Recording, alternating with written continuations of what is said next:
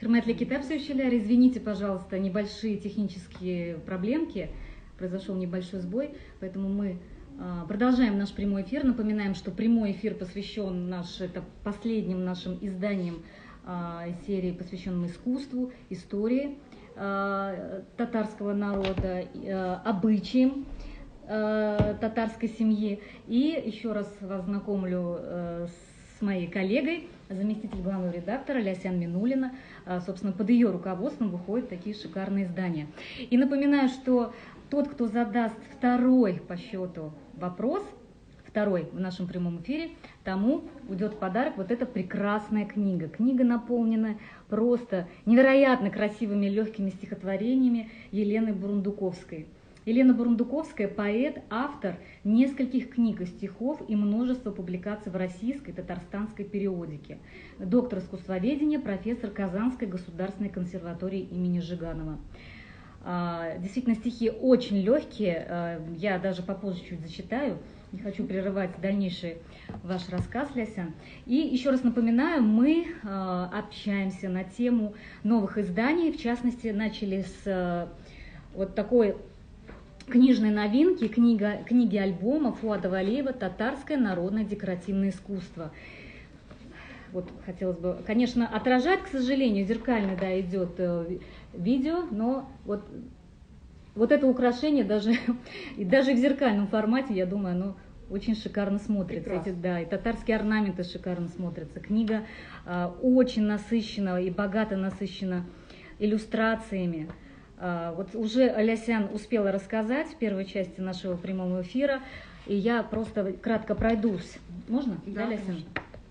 Что книга состоит из 7 глав, и каждая глава посвящена той или иной части искусства.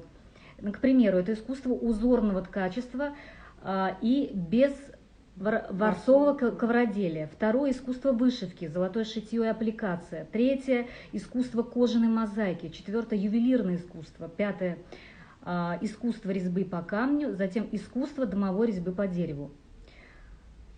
Ничего не пропустила, да? Искусство кожаной мозаики тоже. Вот, собственно, вот эти все разделы, они, каждый из них повествует подробно и об истории. Приводятся фотографии, приводятся...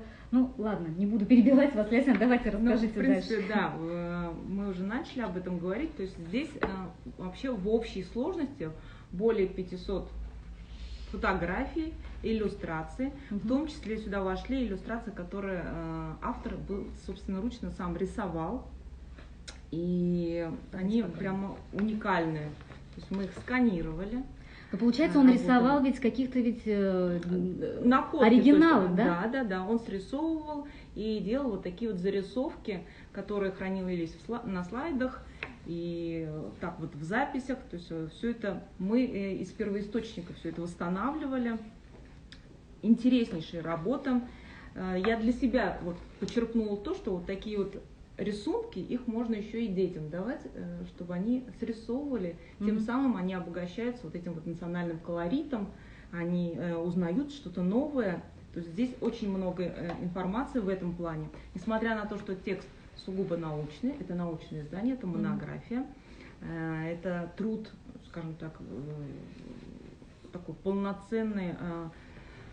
Наверное, было много изданий у Фуада Хасановича, но оно уникально в том, что здесь собраны именно все разные, вся информация тут в том плане, что, ну, изначально как было написано у него, вот она здесь... в оригинале. В оригинале, да, она в оригинале. И вот я смотрю, у нас очень много дам присоединилось, да, и вот хотелось бы продемонстрировать. Вот, к примеру, украшения татарские.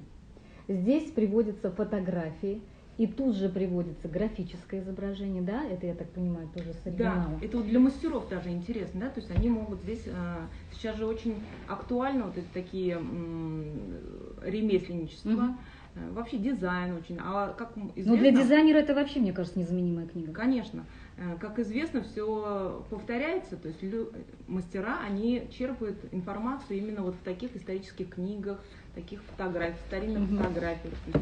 Для современных мастеров, несмотря на то, что они работают, например, могут в любых стилях работать, но зато они могут здесь подчеркнуть какое-то вдохновение, информацию. Вот я тоже хочу показать здесь, вот, например, накосники, да, вот как они сначала, это было 8 век, и вот так вот по хронологии, как меняется эволюция накосников, да. Это же шикарно, просто очень интересно. Даже вот все это наблюдаешь, смотришь, и как сказать, меняется с течением времени. Да, все эти украшения. Вот здесь вот справа тоже приведена эволюция форм татарских чулп. Да. Обратите внимание, тоже графическое исполнение. Это насколько надо было точно нарисовать, я хочу сказать. Вот здесь каждый узор очень виден. Просто, может быть, камера не передает, а вот здесь вот да, воочию наблюдая, здесь, конечно, на книге каждый элемент. И здесь, по-моему, даже элемент арабской надписи тоже имеется, вот если присмотреться. Сверху приводится, каким образом это все одевалось, да, надевалось девушками в разных веках. А здесь уже вот прям фотографии, очень качественно иллюстрированные фотографии. Вот это, например, ожерелье, серебро, самоцветы. Сверху мы видим вот здесь вот ожерелье, серебро, золочение, бирюза, самоцветы входят в это украшение. Здесь ожерелье, серебро, самоцветы. Первая половина 19 века. Если посмотреть, то здесь нагрудник изю, исполнен из ткани, ювелирной бляхи, монеты, самоцветы и позумент. Тоже первая половина 19 века. Здесь приводятся фотографии, опять-таки, украшения, это сережки, серебро с гравировкой, затем здесь серьги, серебро, позолота, бирюза, сердолик. Снизу ожерелье, муинса, серебро, золочение, бирюза идут здесь в составе этого украшения. То есть идет фотография украшения и полностью характеристика того, из чего сделано. А вот накосники. Накосники разных периодов. Расскажите немножко вот об этом. Ну, чтобы рассказывать об этом, конечно, нужно быть специалистом, но хочу сказать, что это невероятно красивое изделие, которое носили наши бабушки, прабабушки, и они сейчас хранятся, у кого-то, может, еще и кстати, как домашняя реликвия, но это вот здесь вот представлены из музея, из коллекции, из музейных коллекций. Здесь вот накосники с коромыслом, с коромысликом. Здесь, наверное, вот именно вот это имеется в виду, да, вот эти части, как в виде коромысла, так сказать, название. Здесь также продолжение, здесь уже бляхи к чулпам, да. Опять-таки чулпа с коромысликом. То есть разновидностей великое множество, то есть настолько было все разнообразно, и можно здесь смотреть мастерам, например, что-то можно даже подчеркнуть для себя. Да, очень интересно. Вот это именно тот элемент, это элемент, который на обложке. Да? Здесь вот традиционный камень фируза, то есть бирюзовый цвет, он очень традиционен тоже для татар. И мы его решили взять на обложку. Ну да, вот, кстати, повернем еще раз обложку. Вот да, обложка вот это наш труд нашего художника. Она такая нарядная, очень даже какая-то вот светлая, но в то же время строгая. То есть мы не забываем, что это все-таки монография, текст научный, но для даже обывателя, для читателя очень много интересной информации. То есть, например, лингвистическая, да, информация такая, головные уборы, как они назывались у татар, там, как они назывались у башкир, у чувашей или у других народов. То есть приводятся какие-то параллели между разными, какие были элементы одинаковые, а какие были различия. Это интересная бляха в форме рака, да, я правильно понимаю? Ну да. И такое было. И каждый раздел, вот, к примеру, перейдем, вот Лясян об этом говорил уже, что вот это уже графическое изображение, это декор, уже изображение декора, И это графические рисунки делал сам автор, сам вот выдающийся ученый Фуад Хасанович Валеев. И я напоминаю, что это первое полноценное издание исследований, в котором сохранено авторское изложение научного материала. Да. Это вот экстерьер деревянных домов. Такой, то есть можно даже повторить, По элементам просто. Вот это да. заказание, это менгеры, это дубьяс, это темирче. То есть даже вот по непосредственно... А вот здесь вот схема, это историческая, скажем так, часть, очень даже интересная схема по периодам, да, ранее булгарский период, какие превалировали узоры, да, монгольские, золотоордынские, Казанское ханство и так далее. То есть вот буквально, значит, подбор всех элементов, узоров. Тут невероятно столько информации и все в одном издании. А вот это вот мы перешли к главным уборам, собственно, с чего начинали. Здесь вот изображена фотография фото начала 19 века, это казанские татарки. На каждой девушке вот головной убор национальный, да, и внизу идут вот прям конкретная, крупная съемка этого колфака каждого с названием. Да, верно? У каждого даже название разное, да? То есть золотое перо, там, да, с мотивом золотого пера, там, с птичками счастья, да, такие вот поэтичные названия тоже удивительно. Ну, очень красивые. Богатый материал. Да. Обратите внимание, здесь бархат, жемчуг, бисер, то есть это вот практически вот, ну, ценность в полном смысле слова, так Да. ведь это такой богатый оформленный головной убор. То есть здесь по каждому элементу, я так понимаю, да, посвящен свой раздел, и в каждом, вот даже вот есть, это уже действительно историческая фотография. Да, это из музея, из Национального музея фотография сделана. Здесь такой большой колфак, он в комплексе с накосником показывается. Крупно вот видно было, чтобы рисунок на колфаке. И как он одевается на девушке. Еще, Лейсан, продемонстрируйте, вот как раз у вас на такой интересной странице, это уже... Да, это здесь кожная мозаика, например, тоже очень интересные экземпляры. Здесь и чиги, женские сапожки есть, мужские, они все отличались, у них разные узоры, то есть именно по орнаменталистике разные. Тапочки, например, тапочки женские, мужские.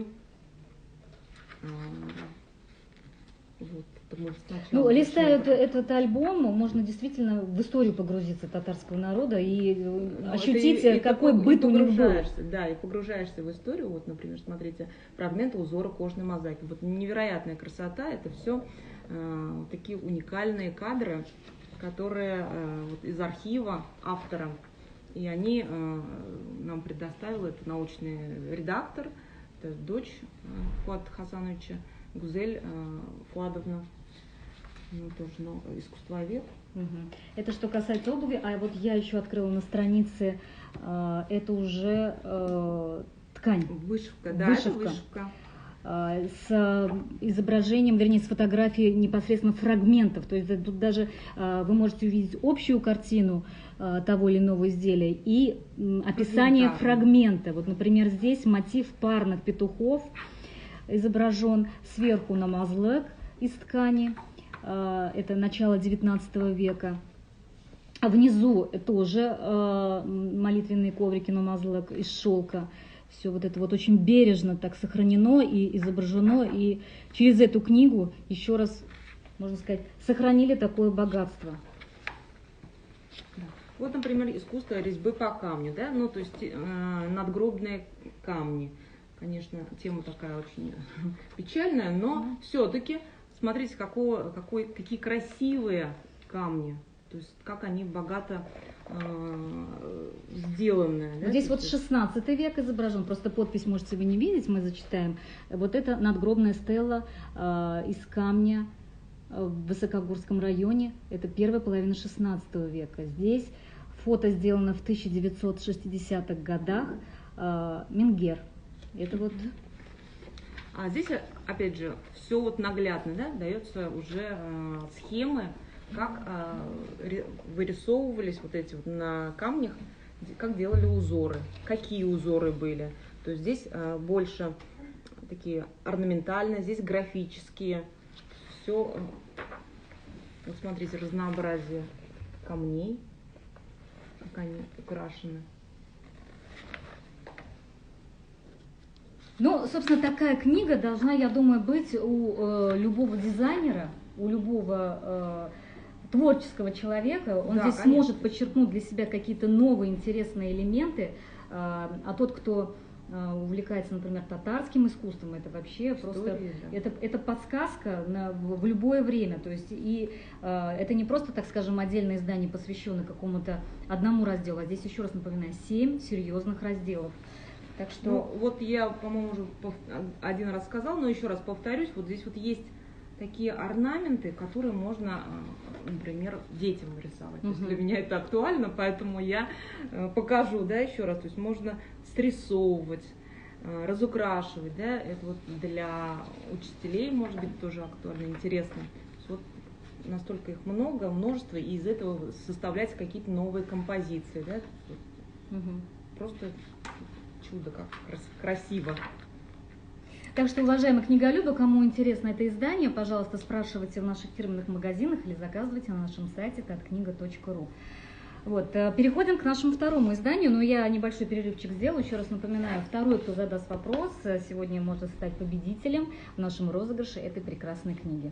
Вы сможете один вечер посвятить творчеству Елены Брундуковской. Каждый стих наполнен очень таким легким, романтичным стилем.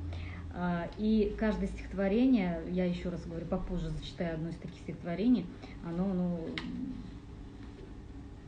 лирично и запоминается очень легко, кстати, что интересно. Так что вот такая прекрасная книга, это тоже наша книжная новинка. Ну и я напоминаю, что мы сегодня общаемся с Ляйсян Минулиной, заместитель главного редактора.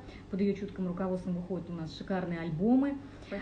Так что продолжаем. И сейчас мы переходим тоже к искусству, да, татарскому, но уже искусство домовой резьбы. Вот это уже вот такая книга. Здесь уже, я думаю, книга будет интересна архитекторам, верно? Да, совершенно верно. То есть продолжим нашу тему по искусству.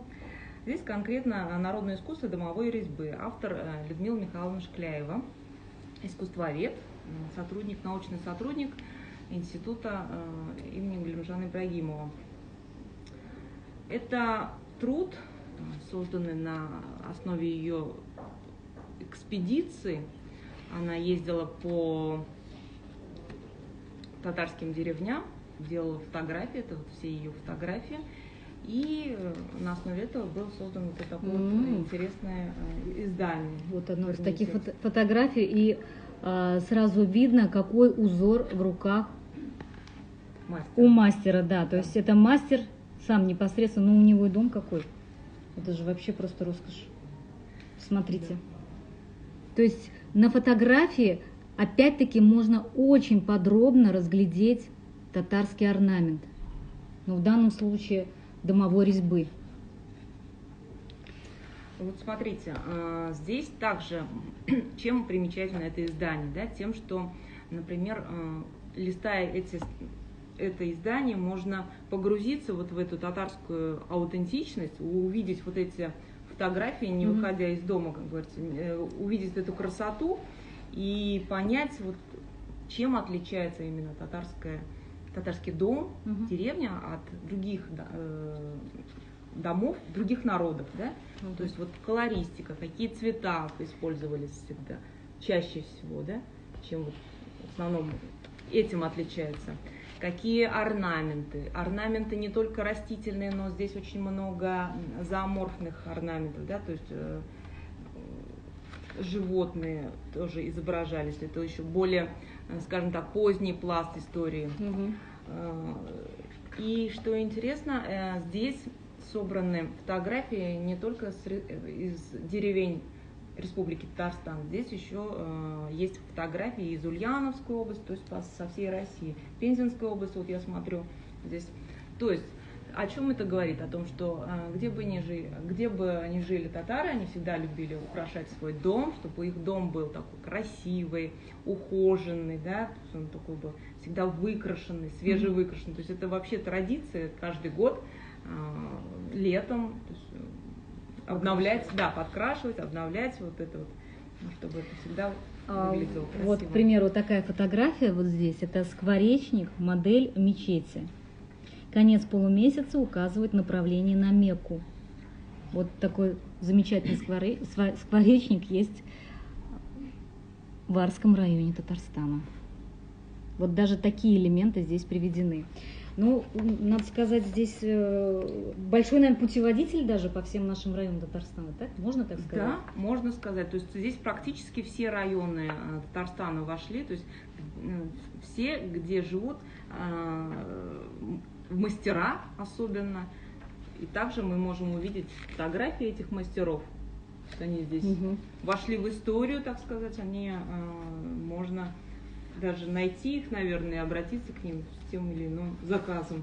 Ну, здесь в том числе приведены исторически интересные фотографии. Вот, к примеру, сверху это окно дома купца Гизетуллина, 19 век, это улица Правая набережная в городе Казани. Это фотографии тех времен, тоже уникальный фоторепортаж не только современных домов, да, где заметно, где можно изучить татарскую архитектуру современную, но и исторические вот такие кадры. Но опять-таки напоминаем, это мы говорим о книге «Народное искусство домовой резьбы». Вот даже сама обложка, вот здесь вот изображено вот такое вот уже, вот так с виду посмотреть, как будто бы настоящее дерево хочется взять. Вот да, какой-то эффект 3D на обложке присутствует. Вот. И каждая практически страница, она обогащена богатым фотоматериалом. Здесь как история публикуется, так и современная. Да. Ну и еще один момент, я бы хотела, наверное, сказать про наши о нашем художнике и тех, кто делал макет этой книги. Вот такое вот решение было сделано, да, вот если вы видите с края там орнаменты такие очень красивые. На каждой странице. На каждой странице, и это, то есть, обогатило это издание, и оно стало как таким вот небольшим, но все-таки альбомный вид, несмотря на то, что текст научный, опять же, но подача, исполнение, оно очень даже такое художественное. Вообще вот сейчас вот перед прямым эфиром немножко прошлась по этой книге, да, прочитала. Здесь действительно очень много деталей. Да. Каждой детали уделяется какое-то внимание. То есть если это рассказывается о каком-то элементе, то это здесь полностью и фрагментарное описание идет, и фотография этого идет, и полностью приводится фотоматериал. То есть на самом деле это вот просто незаменимая книга для архитекторов, для тех, кто увлекается татарским искусством, татарским творчеством. Это настольная книга, по-другому не скажешь. Вы правы, да, именно так. Ну и продолжая наш прямой эфир, я еще раз напоминаю, что каждый из вас может выиграть вот эту прекрасную книгу. Так что, пожалуйста, будьте активны, присоединяйтесь, задавайте свои вопросы. А мы продолжаем наш эфир и рассказываем об очень серьезном издании, историческом издании «Татарские частные акты». Вот такая книга увидела свет. Еще раз извиняюсь за зеркальность, но все-таки хотелось бы показать обложку. В этой работе освещены особенности происхождения и функционирования этих документов. Да, были в свое время такие документы, и об этом здесь рассказывается очень подробно. Я напоминаю, что мы ведем свой прямой эфир с литературного кафе, поэтому у нас формат такой онлайн, люди приходят, общаются, здесь могут выпить чашечку кофе или чая, почитать книги. И продолжаю вот Лясян, татарские частные акты. Несколько слов об этой такой серьезной, я бы сказала, даже научной работе. Да, это тоже монография. Она в основном адресована, да, историкам-источниковедам, специалистам по краеведению, студентам, аспирантам и вообще тем, кто интересуется татарской историей. Я знаю, что в университете есть специальный спецкурс по этому предмету, то есть оно будет востребовано и для историков, для специалистов. Здесь вот, кстати, идет такое описание, что в этой книге использованы материалы из отдела рукописей и редких книг научной библиотеки Казанского федерального университета. Вот представляете, да, насколько эта книга снабжена таким уникальным контентом? Да, но мы плюс к этому еще здесь дали и иллюстративный ряд, который хочется также показать. Это вот непосредственно сами документы, которые мы почерпнули из из отдела рукописей редких книг, из университета, из национальной библиотеки, а также были книги, документы из Мирасхане, это институт Галимжана Ибрагимова. Вот. То есть показать разновидность вот этих татарских частных актов.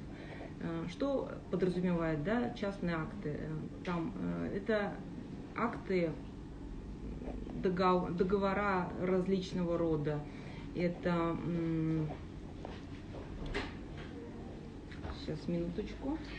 Я хотела бы добавить, вот у нас пришел комментарий, что да, зеркальность непривычна, согласны, поэтому мы стараемся вам показать меньше текста. Да. Второй вопрос поступил, и, кстати, от вас. Арабская вязь, ведь спрашивают, Лесян, уточните, пожалуйста, это арабская вязь? Да, арабская вязь, конечно. Татары до начала 20-х годов писали именно арабской вязью. Спасибо это вам вот за рукописи. Это именно рукописи.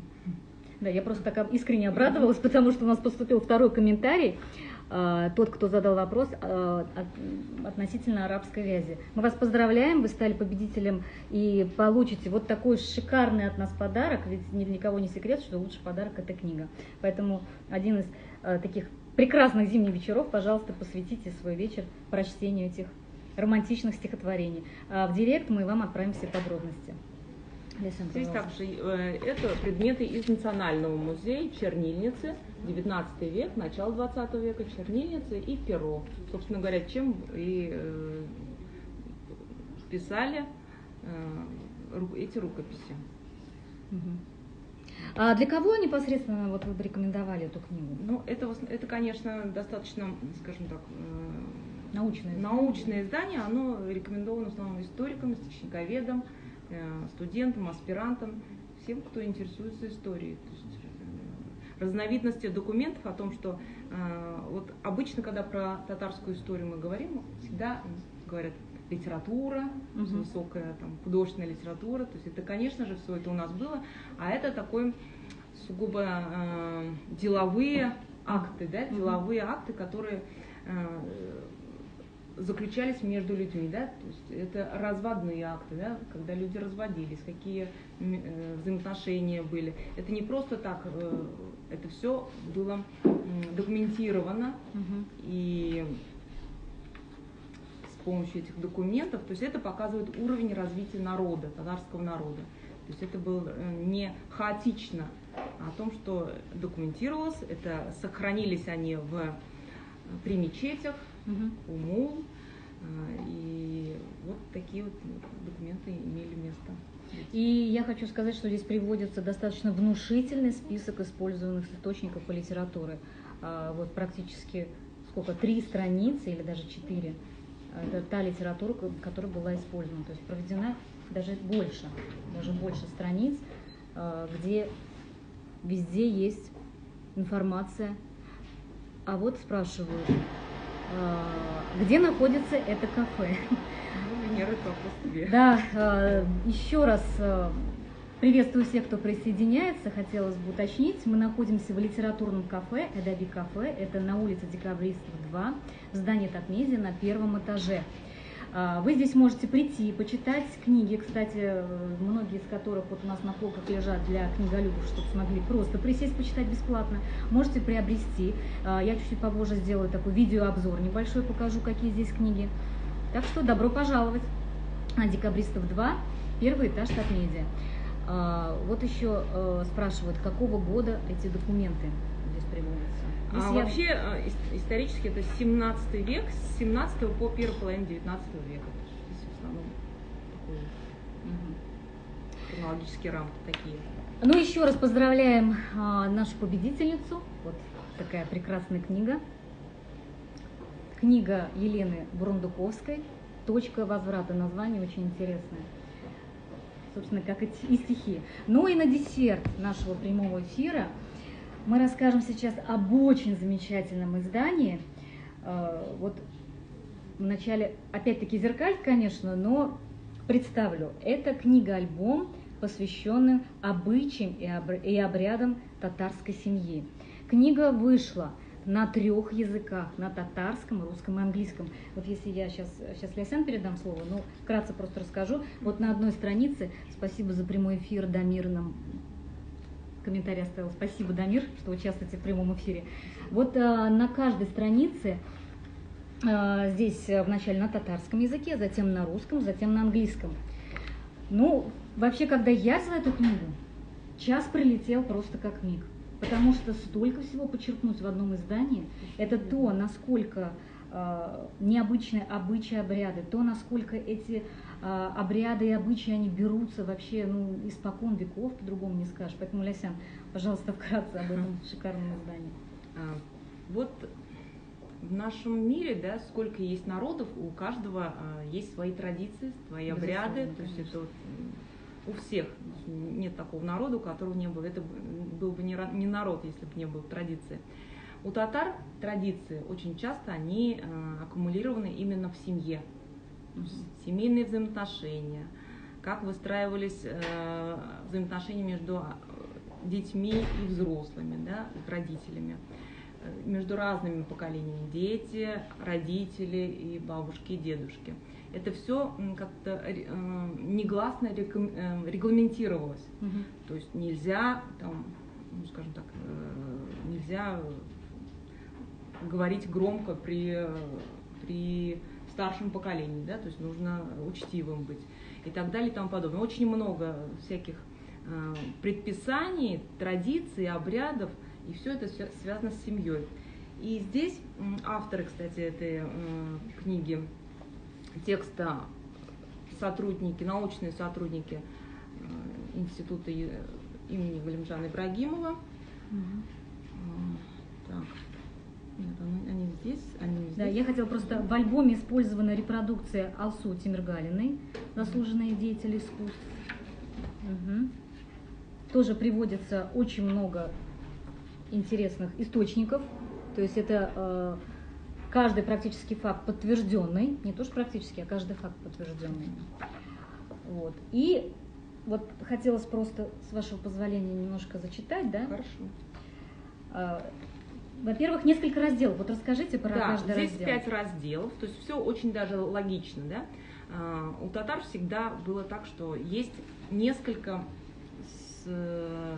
важных жизненных, как сказать, событий. Первое — это рождение. И посвящен целый... Да, этому посвящен один раздел. То есть рождение, обряды именоречения, как молодую маму встречали, да, как принимали роды, что это, как это все происходило. Обо всем этом подробно здесь тоже описывается. Как бябитуя, да, называлось, да, то есть мероприятие, которое посвящено, праздничное мероприятие, которое посвящено рождению малыша. Опять же, именоречение, какие подарки дарили маме, какие подарки дарили, какие подарки детям, да, какую еду даже готовили на стол. Настолько подробно. Да, настолько подробно, потому что работали вот из Центра фольклора, здесь автор, и очень подробно было описано это. Потом следующий этап — это рождение, это уже совершенное. Когда совершеннолетие наступает, это женитьба, это выход замуж, никах, создание семьи. Создание семьи, да. Вот как родители должны подготовить своего ребенка к важному шагу в его жизни, да. Как готовится сундук невесты, да. То есть, все уже знают, что у татар есть такая традиция, как только рождается девочка, то есть мама должна уже собирать сундучок, в сундучок класть, на татарском он называется бирня, это приданное, И вот это все тоже описывается здесь. Вот в современной жизни, когда мы в 21 веке живем, мы можем это уже что-то не помним, что-то не знаем, но вот именно, чтобы не забывали, вот эта книга была создана. Вот. И еще один раздел, это уже заключительный раздел, это про то, как люди уходят в мир иной, скажем так, несмотря на то, что это такая печальная раздел, но без этого тоже никак. Здесь тоже есть свои традиции, как это происходило именно у татар, да, что как ведь многие вещи теряются, и мы не знаем уже. Это знают в основном те, кто живет, например, в селе, на селе, да, в деревнях. А вот эта книга нам напоминает обо всем этом. Ну, книга реликвий, я бы даже сказала, Да, потому что здесь так. столько интересных фактов, и главное, интересные факты выделены таким жирным шрифтом, например, вот здесь печь у татар символизирует и семейный очаг, поэтому к ее выкладке относились очень серьезно. Это вот как... Отдельным разделом идет вот татарский дом, традиционный, как строили татарский дом, какой у него был интерьер, да, есть такое понятие женская сторона, мужская сторона, наверное, все, кто бывал в деревнях, помнят, да, есть такое место, как Пашмак, там, где женщины готовят еду, там Турьяк, там, где принимают гостей, и обо всем этом тоже пишется, и почему это именно вот так вот сложилось, да, то есть всем же интересно, почему это так сложилось. Почему у татар очень много всегда было подушек, да, то есть это традиционное. Даже интересно такое, все это да. объясняется. Да, это все, и причем язык такой очень... Да, кстати, легко написано. Несмотря на то, что это было изначально научное издание, потом сделали его такую литературную обработку, и оно вот как произведение читается. И плюс к этому я еще добавлю, что здесь собраны цитаты известных классиков, татарских писателей, поэтов, научных деятелей, в основном историков, философов, Шихабуддина Марджани, Каюма Насыри. Каюм Насыри в основном описывал, например, как убранство татарского дома, да, как это было. Шихабуддин Марджани об истории, о том, что нужно помнить свою историю. Вот эти вот цитатами мы, как сказать, обогатили наш текст. Основной. И вот смотрите, каждый раздел вот с таким очень смысловым рисунком. И, к примеру, здесь вот раздел «Дружная семья», уголок рая. И вот интересные такие факты здесь. У татар понедельник и пятница считаются удачными днями для сватовства, но так как понедельник – это начало рабочей недели, предпочитают свататься по пятницам. Вот это, опять-таки повторюсь, интересные факты выделены, их не пропустить. Вот. И я думаю, это издание будет интересно для всех, кто учит и татарскую историю, да? Да, это конечно. Потому что такой гид по историческим фактам, опять-таки. И еще эта книга очень интересна будет тем, кто живет за пределами нашего города, Казани, Татарстана. То есть это хорошо и в подарок брать, да, например, то, что есть английский текст, тоже интересно. Это для тех, кто иностранцев, кто интересуется татарской историей, это тоже уникально в своем роде, да. Вот, к Мне примеру, кажется, без внимания не останется книга. Да, то есть это можно подарить как и иностранным своим партнерам или друзьям, да, также Да, и тем, кто татарский, так скажем, в совершенстве не знает, но сможет это узнать все, так как прочитать на русском. Ну, то есть такой исторический гид по татарской семье, по обычаям и обрядам. Еще раз покажу вот эту вот красиво исполненную книгу-альбом. Еще раз напоминаю, что все эти издания, с которыми мы сегодня вас познакомили, можно приобрести в наших фирменных магазинах. Вот в одном из таких магазинов мы сейчас находимся. Это на Декабристов 2, первый этаж Татмедиа. Затем два остальных фирменных магазина на Баумана 51, Баумана 19. И еще у нас действует уникальный наш проект «Велорикша» в агропромышленном парке Казани. Поэтому добро пожаловать, если у вас будет время. Интерес, заходите. Ну, а те, кто не проживает в Казани, может заказать эти книги с доставкой на нашем сайте tatkniga.ru. активная ссылка на сайт есть в шапке нашего профиля. Ну, дорогие книголюбы, еще раз вас благодарим за участие в прямом эфире. Лясян, спасибо за такую интересную беседу, очень интересное издание. Спасибо Я вам. думаю, если у кого-то будут вопросы, мы можем Да, вам конечно, все направить. мы в Инстаграме открыты, то есть будем отвечать, и любые вопросы будем рады вас видеть на нашей страничке. Еще раз огромное спасибо. Вот сделаю небольшой видеообзор, как и обещала. Вот какой огромный ассортимент здесь книг и для детей, и для взрослых. Вот здесь вот находятся и новинки, и наши книги партнеров. В общем-то, на каждом сантиметре можно найти интересные издания. Вот гости у нас, которые могут присесть. Здравствуйте, Лясян Мисыс. И присесть, выпить чашечку кофе или чая и почитать любимые свои произведения. Еще раз огромное спасибо за прямой эфир. Спасибо, Лясян. И до новых встреч, дорогие книголюбы. И до новых встреч с нашими книжными новинками.